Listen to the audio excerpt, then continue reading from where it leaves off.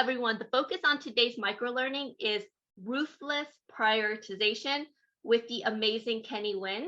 For those new to community of 7, our microlearnings are real, the purpose is really to kind of help elevate the mindset and skill set by bringing more leading authors, coach and executives, founders, and subject matter experts like Kenny to kind of teach folks about certain concepts.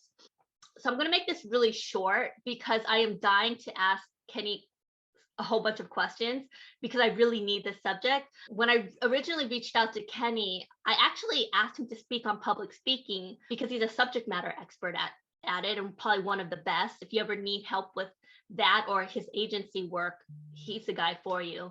But we had been going back and forth for a while, and we finally landed on this topic of ruthless prioritization, which I think is so really important. I know personally I've struggled with productivity all my life, and it's not that I didn't get things done. It's just that, I would be one of those people who would stay in the office till 10, 11 o'clock at night just so that I could get everything done.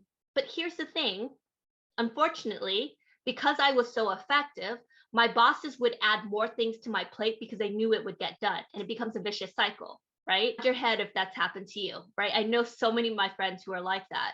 And so it becomes this vicious cycle, but it had to change once I had my daughter Morgan about 7 years ago. And I realized I need to go home to my daughter and my husband, right? It was fine to do that when I had nothing to go home to. But now that I have a family, I need to prioritize. I need to, be able to effectively manage my time.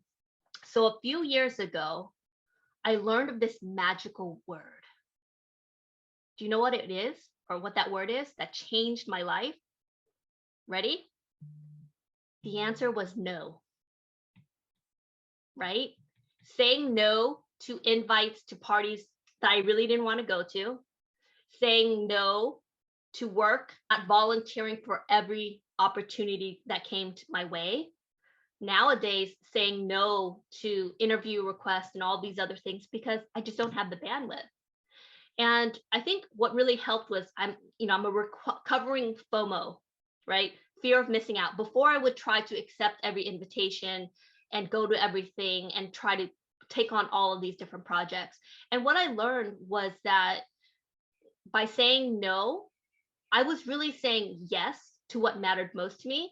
And for me, that's namely my family, my daughter, my husband, my mother, my extended family, as well as my close friends.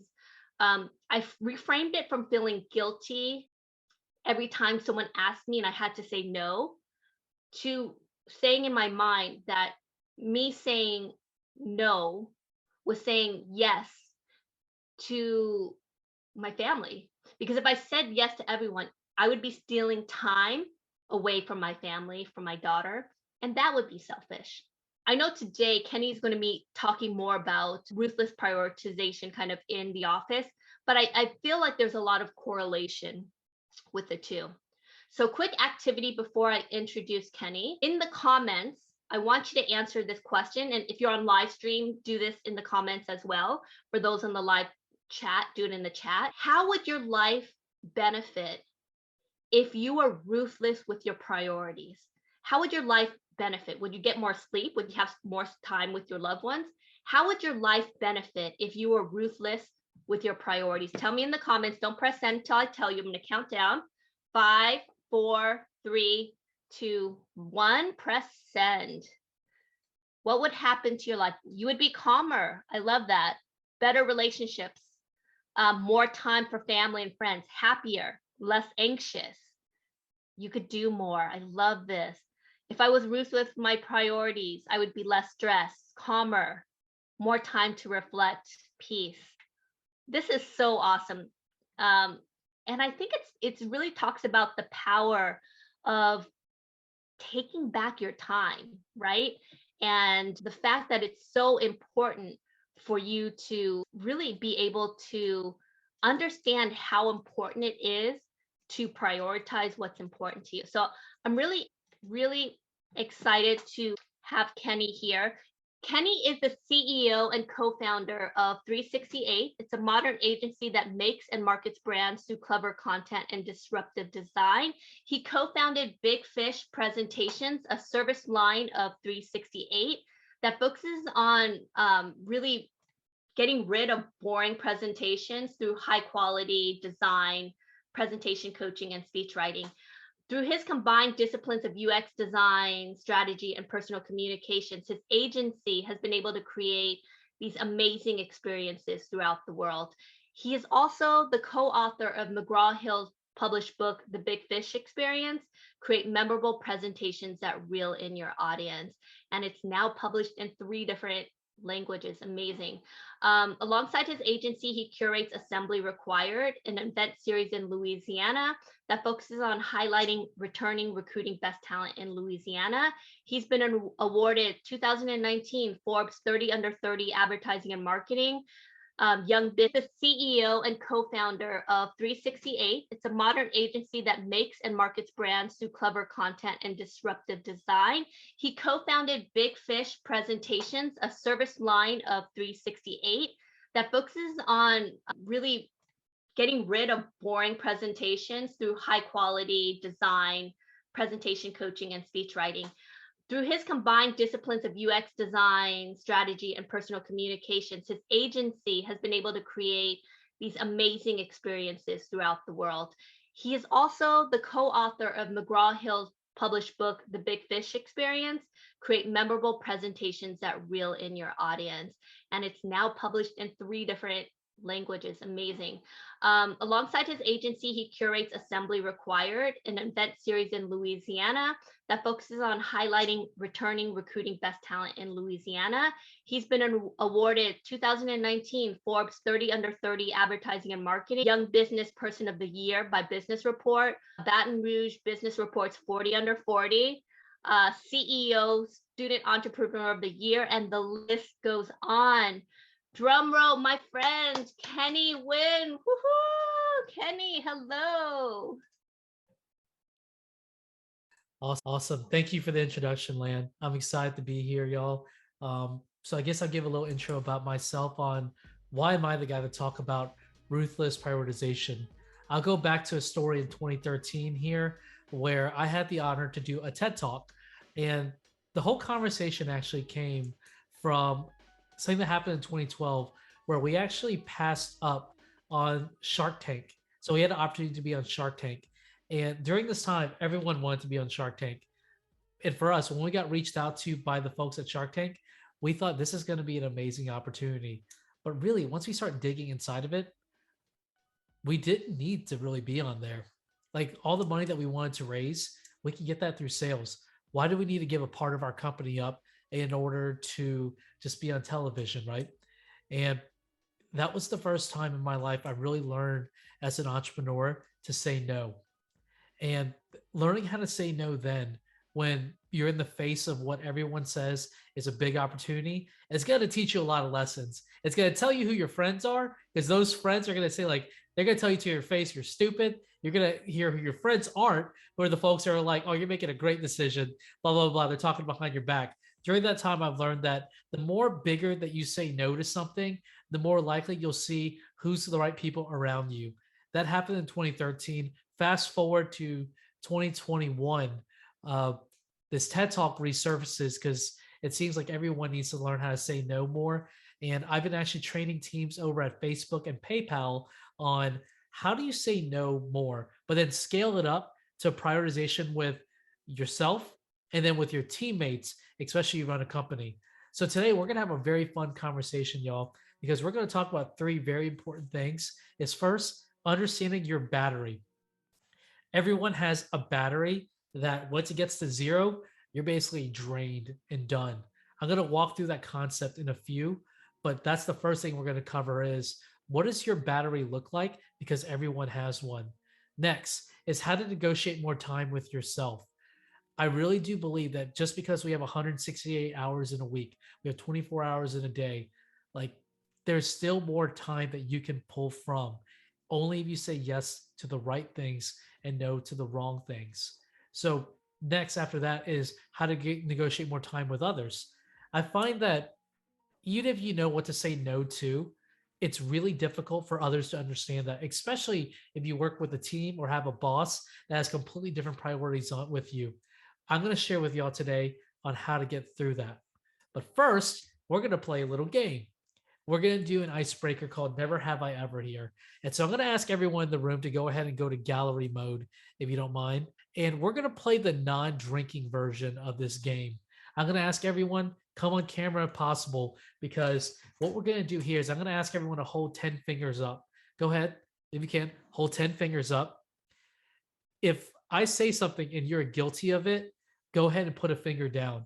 I want to find out from this room here who is the most ruthlessly prioritize in their life. And so if you're guilty of this, go ahead and put a finger down. If you know someone else in this room that is guilty that did not put their finger down, go ahead and roast them in the channel. I don't mind. Let's make it fun, y'all. So, all right, let's get into it. Never have I ever. If you're guilty of this, put your finger down. Never have I ever schedule or attend a meeting on a day I agreed to not have any meetings. Never have I ever checked off or checked and responded to a work chat message off hours. Never have I ever not made my priorities clear to my direct reports or manager, which resulted in misaligned expectations. Never have I ever became more focused on getting tasks done versus the quality of the task done really well. Never have I ever checked or responded to emails and chat messages while on PTO. Never have I ever said yes to attend a meeting as a habit versus a conscious decision. Even I'm guilty of that, y'all. I say, yes, sure, I'll join. I don't want to miss out. It's that FOMO feeling. Never had I ever added things to my to-do list without considering my actual bandwidth. Never have I ever felt I was more busy than productive and efficient. Never have I ever didn't know what was the most important thing that I should be focused on. Never felt have I ever feel like I am putting out fires all the time and can't work on long-term goals. Never have I ever fell in the trap of thinking I have endless energy and but have still burnt out. All right, I'm gonna give you just one more. Never have I ever felt too afraid to say no to something that didn't align with my priorities and I paid the price. For anyone that has 10, I'm going to go ahead and kick you out because you don't need this. I'm going to save you an hour of your time. So who has 10 here? Okay, we got an honest bunch here. That's good. I'm glad. Y'all, here's the thing.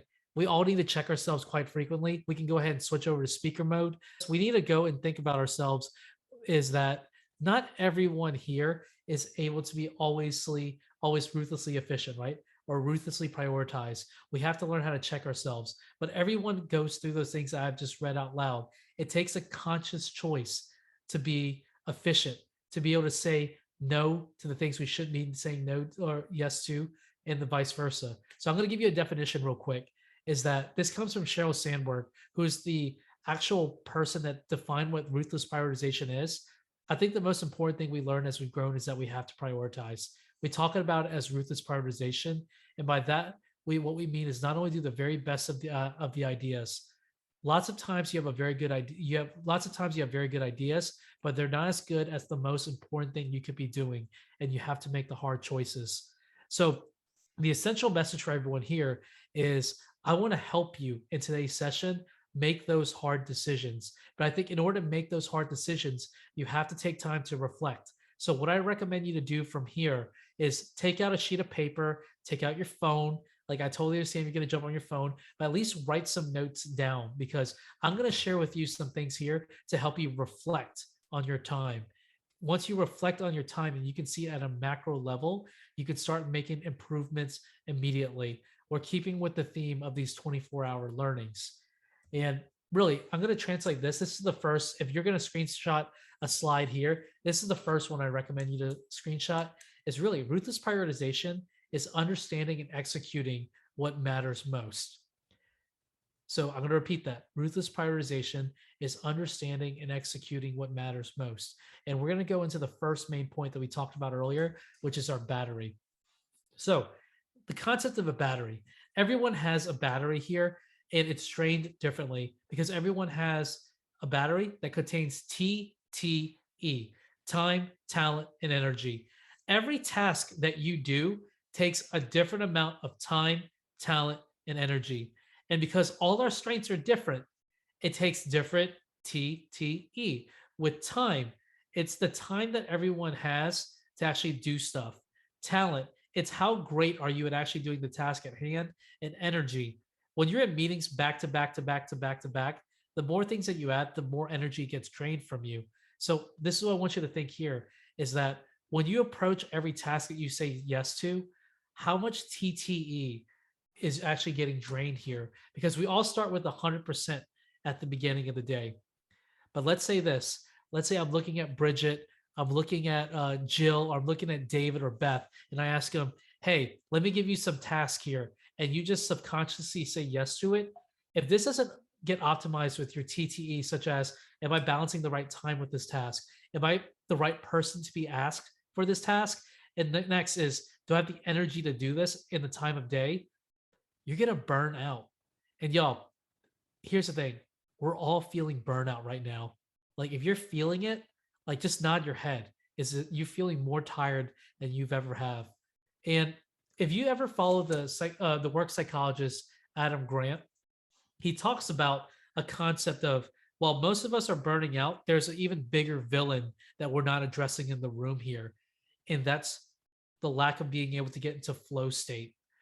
A lot of people quit. He actually found that more people quit jobs not because of burnout, but because of flow state. And what flow state is that feeling of when you're in the zone, when you're just typing, when you're just like the time is just flowing away from you, where you're like you look down at your watch and you're like, I cannot believe all this time has just passed. If you can't get into flow state enough, you're not playing to your talents. And so that's why it's so important to be able to say yes to the things that matter and to understand your TTE. You cannot get into flow state, that state where you do your most creative work, if you are always running below 50% here. Like you have to be able to balance your time. So, what I want you to take away from this slide, if you just quickly look at it here, is that if you can't get into flow state often enough, what's going to happen is your work product's going to suffer. You're going to feel that burnout. But even more is that you're just going to feel purposeless. So the talk here is even bigger than just being efficient. It's being able to do the work that allows you to feel like you're just getting in the zone. It allows you to feel your most creative self. What I want for you here is to be your best creative self. So how can we do that? How can you make sure you're productive and efficient? So we're gonna, like I promised, we're gonna talk about the battery, which we just did. Next, we're going to talk about how to negotiate more time with yourself. Then after that, how to negotiate more time with others. We're going to start with how to negotiate more time with yourself. So I'm going to show you a concept called the Eisenhower Matrix. It's a matrix that's done by the former president, and he defines this matrix really by these definitions. I have two kinds of problems: the urgent and the important. The urgent are not important, and the important are never urgent. Really, what I want you to take away here, this is another like one that you want to screenshot or write down. When you understand what the definition of urgent and important is, it allows your brain to shift perspective on, okay, not everything is a fire. When you free yourself of that, what happens here is that you can now run your time rather than your time runs you. That's a really important distinction. And urgent is things that require action now or you'll face immediate consequences. If you make everything urgent though, what you're going to do is like that TTE battery is going to drain real quick. Now, important things that take high TTE. Usually these are things that move your company forward, your job forward. These are the bigger tasks. They really impact your long-term goals and quality of life. It's important to notice that if you only focus on important things, you might put urgent things under the rug. It's important to have that distinction. And I'm going to walk you through this. And this is where I would say, get that piece of paper out and go ahead and draw this matrix. I'll give you a couple of seconds to do so before I dive right in. I'll play some music while you draw. What I want to see is 4 quadrants here. Up at top, urgent, not urgent. On the side, not important, and then important. So quickly draw this out, y'all. I'm going to walk you through the matrix that has helped me considerably. And this is what we train teams on, is being able to identify what is urgent and important, what is not urgent and important, what is urgent and not important, and what is not urgent and not important. Those are the four quadrants that usually your tasks fall into. And you are going to need this matrix. I mean, you can read it here. Is that if your TTEs burn all the time, you spend most of your time putting out fires, you feel more busy than productive or efficient, and you are not a master of your time. Your time's a master of you, which means that you do not have a holistic view of what you're doing currently. And if you struggle on identifying those differences between urgent and important, I think this is going to be very helpful for you to break it out. So we're going to start with the first quadrant, which is urgent and important. This is where the deadline and crisis driven sector lives. And if you don't do it, there's immediate consequences. What sucks is that if you're in here too long, you're going to burn out because everything's going to feel like a fire. Everything's going to feel like you're responding or you're reacting versus responding. And that's a big difference. When you respond, you can actually think and reflect and take a breath. When you react, you don't have the glory of that time. You want to be able to respond versus react, because when you respond, you actually are able to sit in the present moment and think about, here are the things that we got to do. The more that you live in the urgent and important sector, likely what's happening here is that there are too many issues that are larger than you that you can fix. So you're part of a systemic issue. Next is that you don't have enough staff or you don't have enough support in your personal life. That's why everything feels like it's burning down. Of course, like there's not enough proactive systems and processes. If there's always companies that problems at your company where you feel like you have to handle over and over and over, that tells you right there there's nothing enough proactive. There's no one handling the not urgent and important stuff. Like it's a systemic problem that you're in tune with. Next is problem clients and of course inaccurate categorization. So what I want you to take away here, y'all, is if you live in this sector way too much, and if you're a person that's basically like any email can disrupt your day, you got to relook at your time straight up, because you cannot keep doing that. And what happens here is that you'll never get into flow state, and never getting into flow state will put you in a place where you can't grow and you can't be your most creative self. You don't want to be there. Next, what's not an urgent and yet important? I put this in green because this is the zone where you can really focus in on the things that are most important. It's hard to stay in this spot unless you really know your time and others know your time as well. So really here is that if I were to categorize what's in here, it's like leadership duties. And it takes intentional scheduling to focus on the not urgent and important tasks, because otherwise than that, if you don't have those time blocks, things just never get done. So that's why it's extremely important to think about like what's not urgent right now, but what's important. The way that entrepreneurs say it is, how can I work on the business versus working in the business? That's the correlation there. By the way, y'all, if y'all want to ask questions in the chat, blow it up. I'm here too, because I'm happy to explain some concepts. We got some other activities as well, but this is where like I'm hoping that like I can learn a little bit about y'all. I'll go through quickly the last two quadrants here before we go to our next section. But what's urgent yet not important? This sucks to be in, because if you think like everything that you're doing is urgent yet it doesn't move the needle, like you're on that weird hamster wheel where you're actually not really doing anything. You have to be able to understand like what urgent means and what important means. And usually, like what happens if you live this quadrant too much, uh, the symptoms are you don't have enough support. You get easily distracted. That means like every text message, every email becomes like something that you have to handle. And if there's not like something that ties to the big goals in that email or that text message, you're kind of looking like you're just spinning your wheels here. You can see some other things here is that some meetings, may seem urgent, yet they really don't move the needle. And that's because sometimes we put meetings on our calendars just to talk things out, or we don't have time to prepare. So we actually prepare in those meetings. I find that that's such a burn waste of time. A well-read document can be worth so much more than a meeting that seems like it's completely unprepared.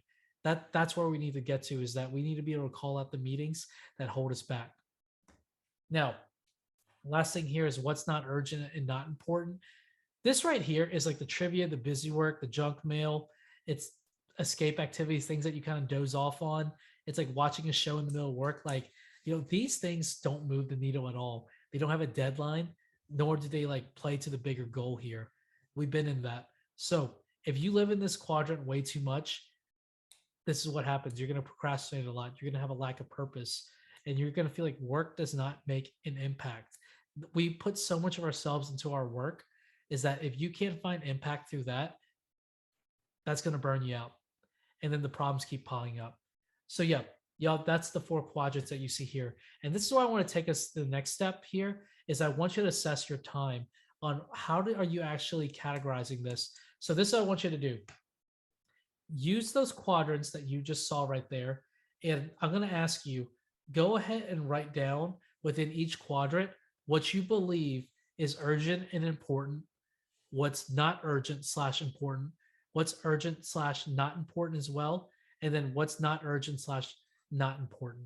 So go ahead and write those down. I'm going to ask for a brave one. There'll be a prize for this. Who is the brave one that's willing to share what their chart looks like? Let's have an open conversation about that. So I'm going to play some music right here. I'm going to ask you to go ahead and draw this chart out, and I want you to start categorizing your own stuff here. I want you to take a holistic view at your time. I'm going to give us about 3 minutes. I'm going to play some music, and I want you to take a look at your time because you deserve it. You deserve to take ownership of this. You have any questions? Go ahead and post it in the chat. I'm looking at the chat right here.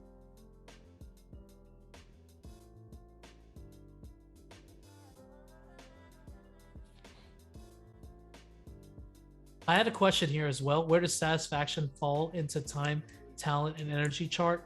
If there is no satisfaction with your actions, your time, talent, and energy will go down. That's so true. That's where talent comes from. If you're not good at something and you're not satisfied with it, I mean, it just burns you out. Imagine doing things that you don't love. That's going to drain you much faster.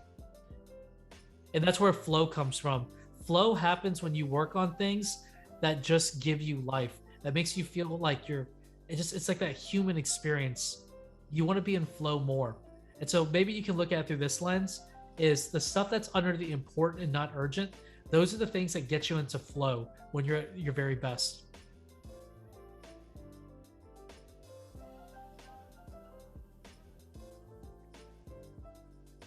Thank you, Senhil. This is really well explained. 2 key points I saw in your slides. Watch out for too much planning, not enough executing. Yep. And purposeful recreation is actually important. Yeah, a book that I recommend is called How to Do Nothing. I think that's a great book because it talks about like we're so focused on being productive and efficient. Like we prize looking at a calendar that has so many blocks on it, but we don't prize enough to see the open calendar. Like we should all strive for an open calendar, y'all. When you have an open calendar, you have more time to think. And the worst thing that the pandemic gave to us is we have this weird cloud of thinking we're more efficient because we can handle more meetings, but really like we don't have any more debates. Where's the time to just walk and have those collisions? Like we are losing that. That's why you need time to reflect. That's why you need that recreation time. Just taking a walk can immediately just spark new ideas. All right. Hi, Kenny. Can you talk about letting things go? It's hard to totally nix things off the list, but it's so necessary. I can definitely talk about that in the next section about even if you let things go for yourself, what if others depend on you? That's a whole separate conversation. First, you have to identify for yourself like what's most important here, but then you'll have to work with others on cascading that and them understanding that because I find that the early times when I was like coaching folks on this, I find that like a lot of leaders, like their time is like for their people. You can't just like make up time arbitrarily for yourself. Would you mind mentioning again the book recommendation? I'll post it here. How to Do Nothing. Here. And like to get momentum on this, y'all, like it's not one of those things where like it automatically just works.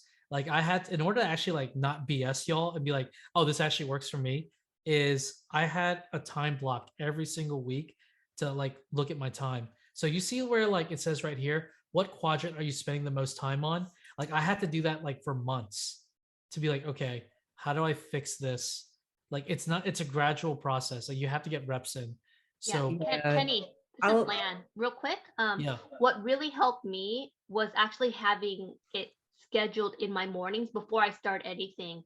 I yeah, basically kind of create my schedule, and I will add this now in terms of because I don't think I prioritized what was important, what wasn't. But my whole goal was in the morning to at least accomplish one of the big goals.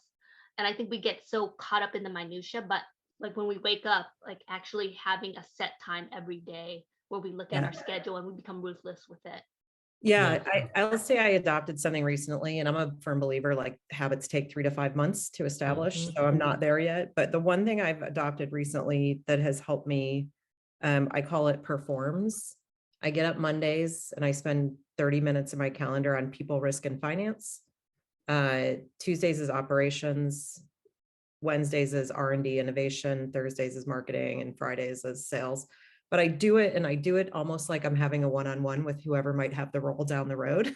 Mhm. And that has helped me with a lot of prioritization. So just something I'm trying, but yeah, because we're all in the weeds, I think.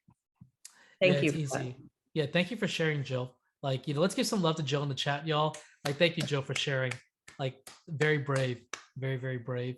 And let's follow up after. I'm gonna give y'all one more tip. This actually isn't in my presentation, but I've done it for the last 3 months and it's been very helpful. Is that I actually stopped doing a to-do list. The reason why is that for the last 10 years, I did a to-do list.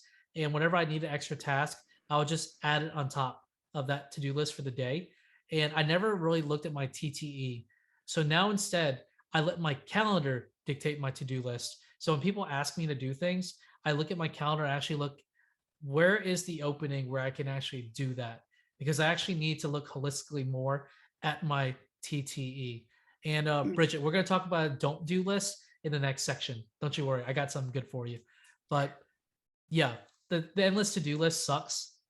It's better when you are able to just have like a holistic view of like, I'm gonna be really tired within this after this 8 hour block, so I better not add anything else. Obviously, kids and stuff change that, but when you have a to-do list, it just feels like it's just you can have an endless list.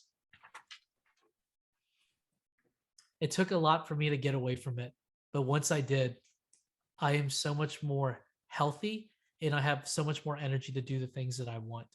The challenge is like when you have so much on your to-do list and you feel like, man, I'm so productive, but are you actually like being impactful? And so that's the thing is like some people are like checklist folks where it's like quantity. We got to focus on the quality of stuff. So like 2 things on your to-do list that are excellent quality that move the needle forward can be more valuable than having 10 things there. So I'm going to keep us moving here. We can definitely talk more about it. But this is what I want you to go ahead and screenshot here is that if you go and do that previous activity and you look at it later, what I want you to see here is where do you spend most of your time on? If you spend it on Q1, like there's a solution for you there is identifying systems and processes that you can quickly handle issues. If you're in Q2, good for you. You can present this section the next time. Q3, right there is like those are things that you can go ahead and delegate. This is where maybe an admin is really helpful if you have the resources, or you just find different blocks and times when you don't need to be like max focused in, like during the mornings when you're the most creative, like chunk that time right there. In Q4, I mean, if you're there a lot, like that's a whole nother challenge. So that's where you should relook at like what you're currently doing in your roles. Now, I'm going to move us here to how can I have the discussions that give my priorities clarity. So this is where I'm going to talk to you about the final section, which is how to negotiate more time with others. And the first thing here is I'm going to share with you a quote from Chris Voss. Have you like I'm going to post the book here, Never Split the Difference, so you remember it. That is one of my favorite books. It's all about negotiation.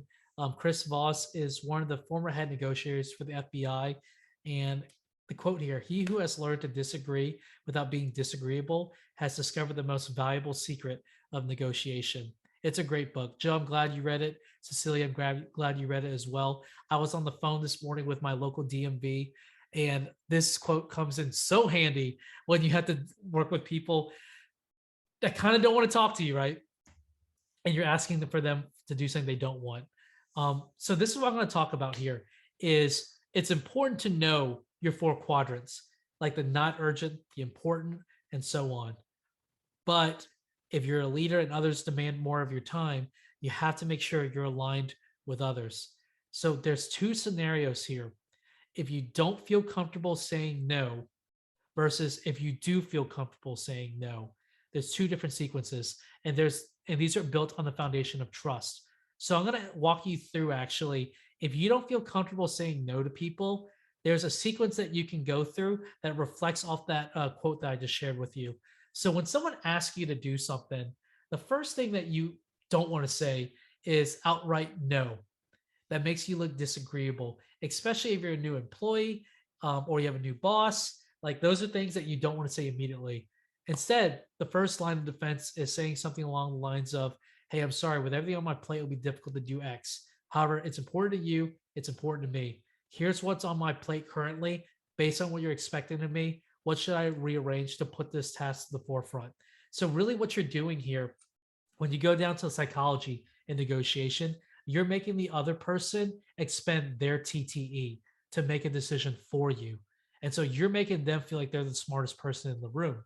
So in negotiations, this is how it works too, is that when someone asks you to do something that's like near impossible, my normal response, and this has worked for me a lot in sales, is saying, "Hey, I would love to do that because obviously I want you to win. However, though, these are the cards that I have. Based on like what you feel like what's most important, what should I pick?" I'll let that person feel like they're super smart and they'll make the decision for me. If there is no clear response, I press further. I ask, "Okay, since you can't make a decision, how about we just identify what to kill off?" And so usually it'd be like, "Well, really, like, you don't need to do this, this, and this." That's fine. Now, if it's still unclear, you want to be able to say, like, "Hey, look, can you just help me make a call?" And if they can't do that, that's when you say, "I won't be able to get to this." So that's like the sequence that you want to think about is the first no that you want to give is one saying, "Hey, can you help me pick?" The second no is going to be like, "Here's all the things that I'm working on. Is there a deadline for them? Like what's most urgent and important to you?" Help them identify like what should be priorities. The third one is really, "I won't be able to do it." That's when you can just say no cleanly. You can only get to this really if you trust that other person or you have that foundation of trust. Um, Luda, I want to make sure I answer that question before I move on. How often should you revise your time blocks? I do it every week. I look at how I organize my time every week, um, because you want to be a master of your time, not time is a master of you. So yeah, this is what happens here is like when you don't feel comfortable saying no. Now I'm going to shift it. If you feel comfortable saying no, here's some important things to think about. First is the first no is the cleanest. I hate it, y'all, when someone asks me to do something and they kick it down the road by saying, like, "Hey, touch base with me later." And I ask them later, like, "Hey, touch base with me later." It's a sucky cycle for all of us to be in. And so if you have that relationship there, or if you want to go the extra mile, that first no is the friggin' cleanest. The faster you're able to say no the first time, people just understand and they move on. Just get over the ego where you're gonna like, "I'm gonna hurt someone else's feelings." Really, that's your ego of wanting to feel liked that you're more concerned about. So what my challenge for you is that if you really can't do it, and hopefully you have a like some semblance of trust with that other person, you can say no the first time. The first no is always, always, always the cleanest. Now, that no list we were talking about, I know some of y'all were asking about this. As promised, this is what I would think about. It's really important when you write this list here. I would go ahead and screenshot this. When you write this list here, it's really important to not only just know it for yourself, but to constantly revise it. So, Luda, in your question about your time blocks, you want to relook at your no list pretty often because your no list should it should correlate with your values and with your priorities. And so, if anyone here wants to just share, like, if anyone already has a no list, like just post it in the chat, like what's on it. And so the list usually includes like responding to emails and chats within certain times. So that way, like you're actually responding versus reacting. The no list can be like meetings that you definitely don't need to be in. That sucks is like if you don't know that, you should really identify like, am I really needed here? Can I see myself out? And then the ability to turn down commitments that don't align with X, Y, and Z. So this is what happens when you and your manager or your direct reports or the people that you work with or care about are very much aligned. Is that both of y'all understand what is Lan's no list, what is Jill's no list, what is Rhonda's no list. When you're super clear on that, people will just will more likely not ask you things that you don't want to do because it's very clear. There has to be alignment there. So Lan, I see you're about to type up one. Anyone else want to type up what's on the no list? Let's see. Lan, I started eliminating one-on-one calls with people other than my clients or members. I only do interviews slash podcast requests once a month. I turned off my connect with me on LinkedIn. Michelle, yeah, not everything needs a response. Oh boy, yeah. If you're gonna be one of those that's like, I'm so efficient, I respond to everything. Very true. It's okay to not have an opinion either. On my aspirational no list, no working on the weekend. I'd rather work longer hours than the traditional work week. Um, Alexandra, no response to blind emails slash promotional emails from unknown contacts. The hard part is keeping to this, right? So that's why you want to revise it as much as possible. Let's see a couple more, y'all. Like, I'm glad you're thinking about this. So, like, so far, like, hopefully on your pieces of paper, you have your chart with those 4 quadrants. Now you should have a no list that you're starting to write out. No showing at my door with a you got a minute request. Ooh, Val, preach. Like, that's a good one. Here, Timmy, that's funny. And Grace, not attending recurring meetings when nothing new happens. Rajat, don't answer the phone to unknown numbers. Like that, those are really good. Yeah, highly agree with y'all. All right, y'all. So I'm going to close this out here. So far, you should have learned about your battery. You should have learned about how to negotiate more time with yourself and how to negotiate more time with others. Hopefully, you have those 4 quadrants that you saw earlier. And then after that, you start to have a no list. And so this is what, if there's one slide that I would say you should definitely go in and screen grab and just screenshot, it's this one because it's a recap slide of everything you should have learned. It's understanding the definitions of urgent and important. And it's understanding that everything takes time, talent, and energy. Now, with others though, having that no list and getting others to understand that is very important. For example, my leadership meetings, we have a no list on things that we definitely aren't going to talk about because we have to only focus on things that move the business forward. By having that like no list very public, everyone here is on the same page, no feelings are hurt because we are turning down things that we are agreed upon.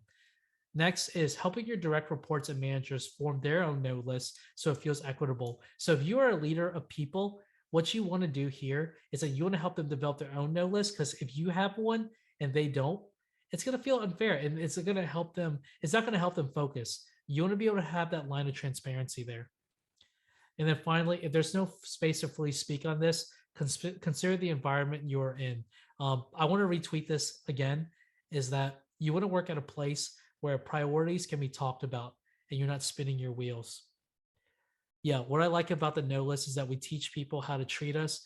I think about that so much too, Lan, is that you got to think about that. Amen, amen. The no list is boundaries for professionals. Actually, this is for relationships as well, just even at home. This is, you got to bring your whole self to work. And I find these are things that you can actually apply to your home life as well. Now, this is what I'm going to ask you to do. I want you to type in the chat room here, what did you learn today that you want to try? And so this way, I want you to help internalize the things because we talked about a lot. This stuff really only works if y'all practice. So go ahead and post in the chat. I'm going to go ahead and play some music here. Like share what you learned because I want to go ahead and celebrate that for y'all because I love the interactivity in the chat.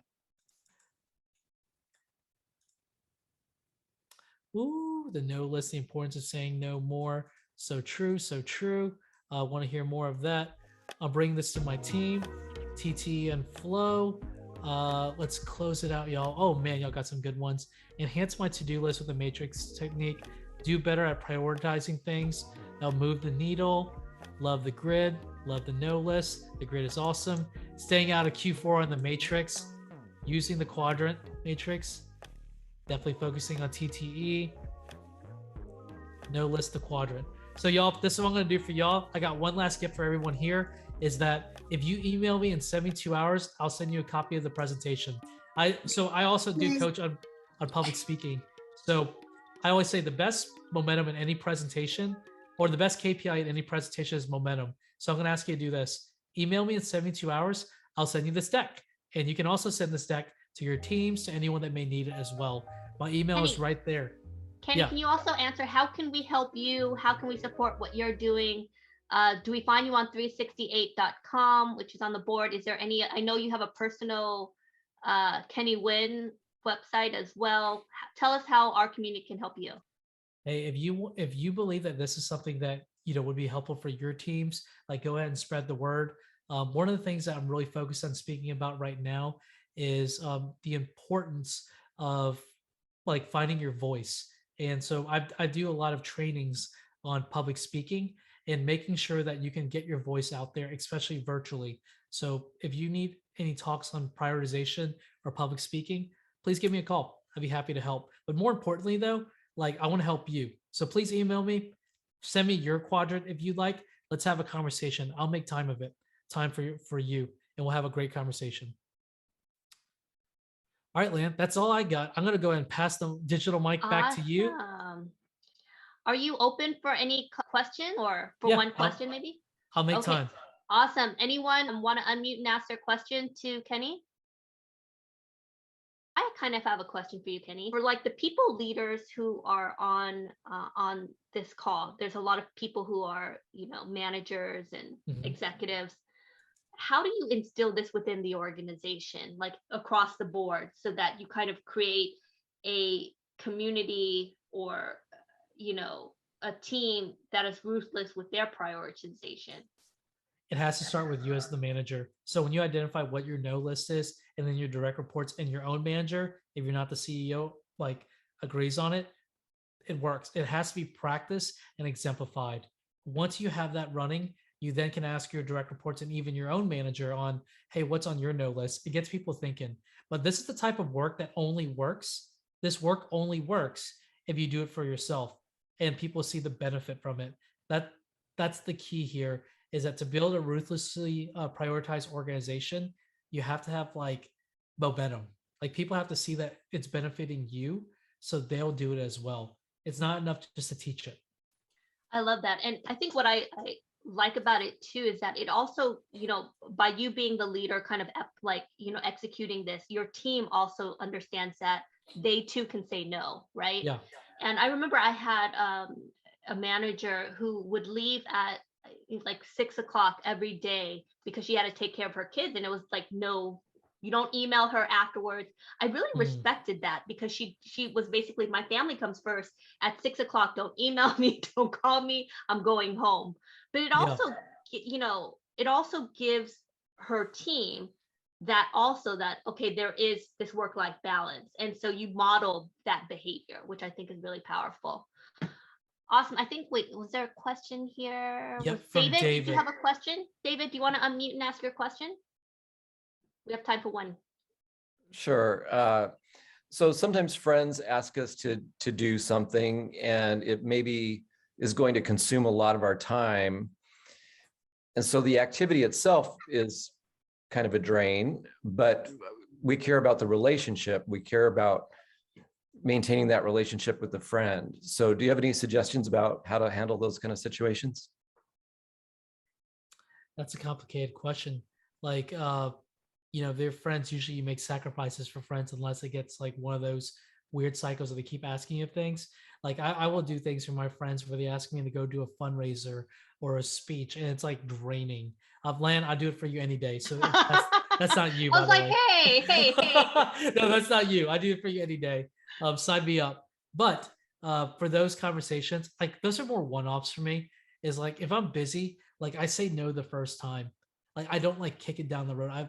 Like my friends know who I am, and if I say no, it's like they already know because of our friendship. I really, really thought about it, and so that's one of those things where you have to have that foundation of trust. It becomes easier when there's trust there.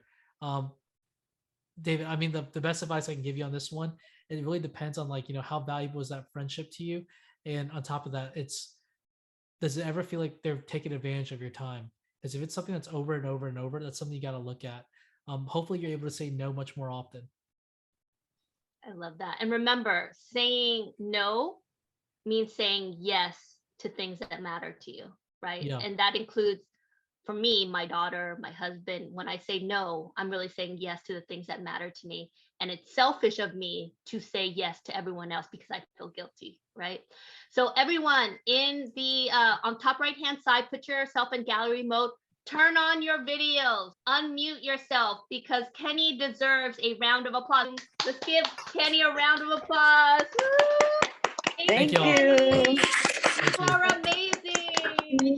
Thank you. Thank you, everyone, for Thank you making too, it. Lan. Thank you, Kenny. Thank you, Lan. Thanks, guys. And make sure you support Kenny. You can find him on in the chat and his website. You guys are the best. Thanks. Thanks again, Kenny. You are amazing. Y'all are Bye, amazing. everyone. Thank y'all. Bye. Thank you.